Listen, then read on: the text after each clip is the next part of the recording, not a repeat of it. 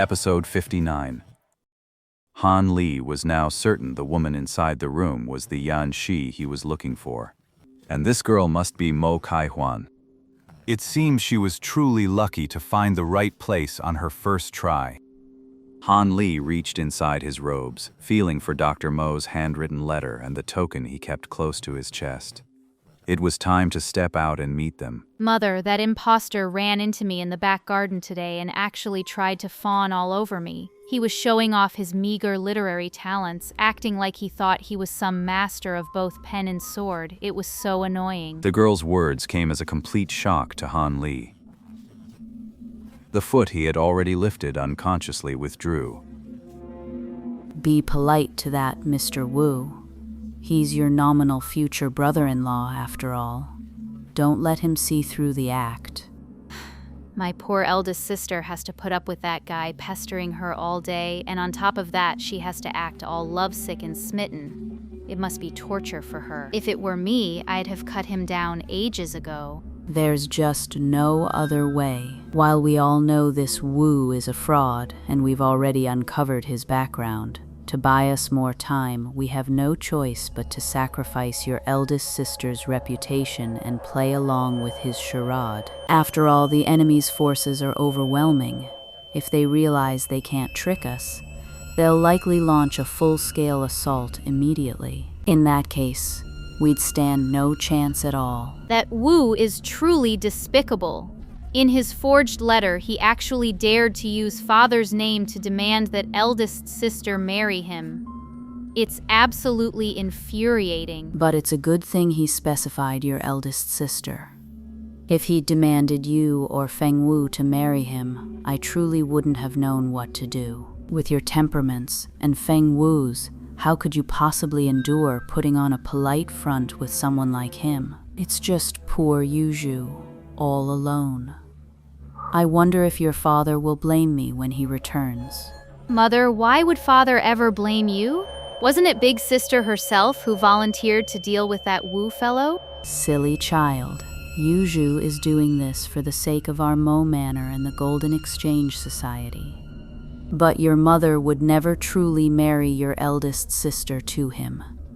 If we truly can't delay any longer, we'll have no choice but to turn hostile and apprehend him. After Lady Yan spoke, silence fell over the room once more. It was clear to both mother and daughter what a falling out would mean. When will father come back? When your father left, he said he'd be back in 2 or 3 years at the earliest, 5 or 6 at the most. But it's been nearly 10 years now. I can't even remember my father's face anymore. Don't worry, your father was a hero of his generation, and he possessed extraordinary skills. Nothing could have happened to him. He must have been delayed by some other important matter. He will come back. Oh, Mother, second sister has concocted a spirit medicine that refreshes the mind and nourishes the complexion. You should give it a try. I hear it's very effective. You silly child. From the conversation between the mother and daughter, Han Li could tell that Madame Yan's feelings for Dr. Mo ran deep. She seemed trustworthy. After a moment's thought, he decided that even though the Mo family knew this young Master Wu was a fake, it was still best for him to make contact. After all, the yin poison in his body could flare up at any moment. It's better to secure the warm sun jade first. With that thought, Han Li reached into his robe and pulled out Dr. Mo's token, a dragon-shaped ring. He crept up to the window and, with a flick of his wrist, tossed the ring inside. A moment later, Yan Shi's voice, neither servile nor overbearing, sounded from within the room.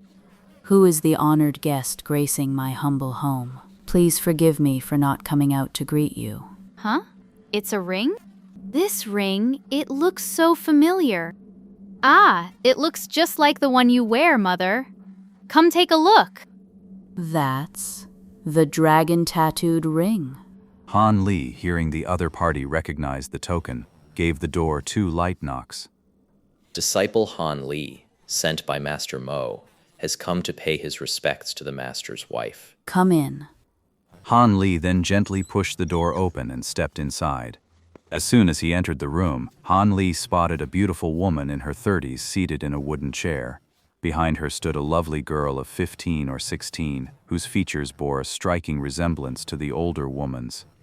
In Yan Shi's hand was the very dragon-shaped ring Han Li had just tossed in. Her face was a mask of placid indifference, betraying not a flicker of unusual expression in front of him. And the girl standing behind her, Mo Kai-Huan, blinked her dark eyes, studying Han Li with curiosity. The corners of her mouth quirked up slightly, and a clever, lively energy seemed to radiate from her entire being. Fourth martial ant. A flicker of astonishment passed through Yan Shi's eyes. Han Li's unremarkable appearance was a genuine shock to her. However, she did not immediately respond to Han Li's greeting. Instead, she raised her left hand, revealing a dragon-patterned ring on her finger. Yan Shi gently pressed Han Li's ring against her own. The two dragon patterns fit together perfectly, forming a flawless seal. The token is genuine. However, do you have a letter in my husband's own hand? Han Li didn't say a word in reply. He produced the letter he'd prepared and offered it to her with both hands. Seeing Han Li's respectful demeanor, satisfied, Yan Shi gave a nod of approval before finally accepting the letter. Han Li stepped back as he studied his master's wife's expression. Han Li had already read the letter's contents several times. It wasn't complicated. Essentially, it stated that the messenger, Han Li, was Dr. Mo's final disciple and could be trusted completely. And if the Mo estate should face any trouble, they could simply let Han Li handle it. As long as he could ensure the safety of everyone in the Mo estate, Yan Shi was to select one of her 3 daughters to be betrothed to Han Li as his wife, with the dowry explicitly stated to be that warm sun jade. As for me, I have urgent business to attend to and cannot return to reunite with my wife and daughter for the time being. Tell Yan Shi and the others not to worry. Han Li couldn't find anything in the letter that seemed to threaten him directly, but he was certain Dr. Mo had tampered with it somehow, that it wasn't as simple as it appeared.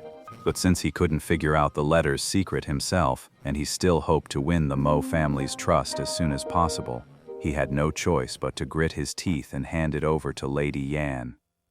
So, he watched Lady Yan's every move with rapt attention. He certainly didn't want this 4th Madame to suddenly spot something suspicious in the letter, then immediately turn on him and have him seized to avenge Dr. Mo. Fortunately, the worst-case scenario Han Li had feared did not come to pass.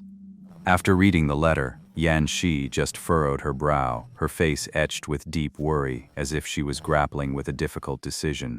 Huaner, go and call 2nd mistress, 3rd mistress, and 5th mistress. Tell them we have news from the master. Understood, Mother. I'll go right now. Mo Kai-Huan understood the gravity of the situation and obediently left the room. Just as she was about to leave the room, she gave Han Li a pursed-lipped smile, as if she found him rather intriguing. Your name is Han Li? Respectful. Yes, master's wife. Could you tell me how my husband came to take you as his disciple? As you wish. 8 years ago, my master, due to his old injuries not having fully healed, went into seclusion at Kaisha Mountain in the 7 Mysteries sect of Yuezhou. That was right around the time I first went into the mountains. Han Li recounted his apprenticeship under Dr. Mo with a mix of truth and fabrication. Any information he couldn't share with Lady Yan was either cleverly altered or glossed over with a light touch.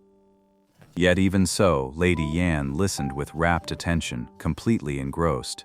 So, 3 months ago, Master Mo was tied up with urgent business and couldn't get away. He was worried that if he stayed away from the Mo estate for too long, some of his rivals might come to cause trouble for my mistresses. So, he sent me down the mountain first, to come to the Mo estate and find my mistresses to be at their disposal. What urgent matter could possibly keep my husband from even wanting to come home?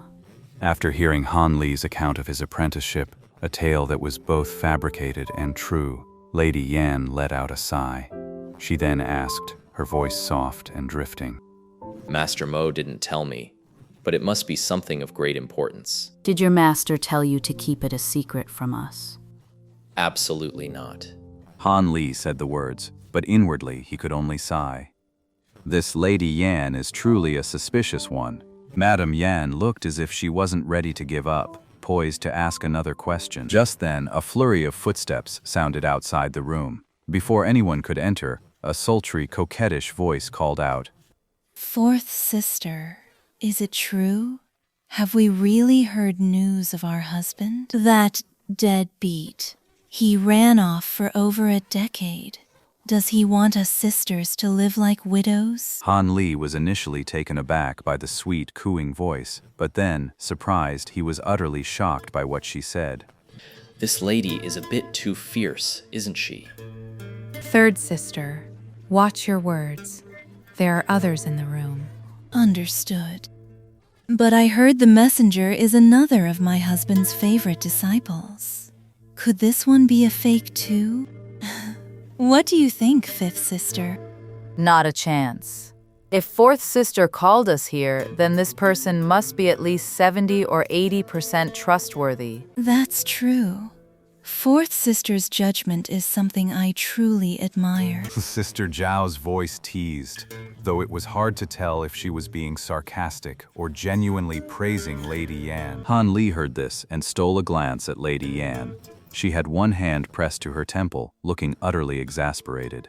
The door finally swung open, and several beautiful women filed in.